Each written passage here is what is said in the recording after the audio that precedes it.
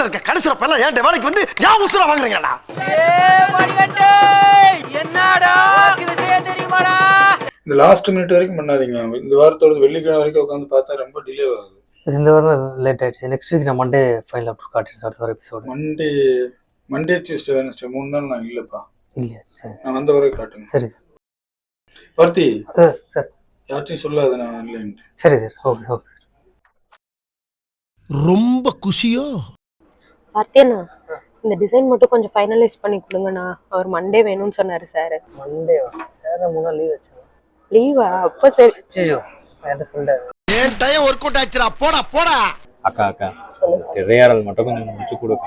அப்படியே மீட்டிங்ல கொடுக்கணும். சும்மானாவே இப்பெல்லாம் கூப்பிட்டு வச்சு போர் வச்சா திட்டுறாங்க.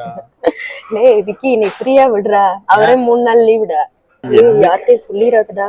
தெய்வமே தெய்வமே நன்றி சொல்வேன் தெய்வமே. சரி ஏய், இந்த டோர் பக்கத்துல நிக்க வச்சு கேப்ப சந்திரமுகி டோர் அது. எனக்கு கொஞ்சம் பயமா தான் இருக்கு. பிரச்சனை இல்ல. மண்டே ஸ்டார்பக்ஸ் பிளான போடு போவோம். தலைவர் இருப்பாரா? தலைவர் வந்து மண்டே டியூஸ்டே வெனஸ்டே 3 நாள்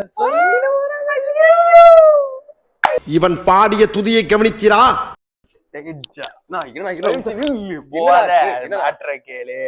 தலைவர் 3 நாளைக்கு லீவா? என்ன சொல்ற? ஆமா உண்மையிலேவா? அந்த நல்ல விஷயம் இப்பதான் என் காதுல வந்து விழுந்தது. காலையில ஆசிப்பாங்களா எனக்கு நல்லதுன்னு போட்டு இருந்தது. அதுதான் போலயே நடந்துருச்சு. ஐயோ ஐயோ நான் என்ன செய்வேன்? யார்கிட்ட போய் சொல்லுவேன்? ராமா ஐயா அப்படி ஈஸ்வரா. ஒரு வாரம் வேலைக்கு வந்தாச்சு, எப்படி லீவ் கேட்கலாம்? ஐடியா சொல்ல. அக்கா விஷயமே தெரியாதா? சாரு 3 நாள் லீவுக்கா. அப்படியா? எப்பா இப்போதாண்டா எனக்கு நிம்மதி. ரொம்ப சந்தோஷம். ஓ அப்படியா விஷயம்?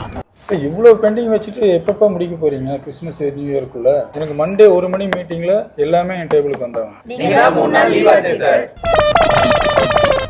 பீலிங்கா இல்ல பீலிங்கான்னு கேக்குறேன். இதுல ஒண்ணும் குறைச்சலடா. இதுல ஒண்ணும் குறைச்சல்ல.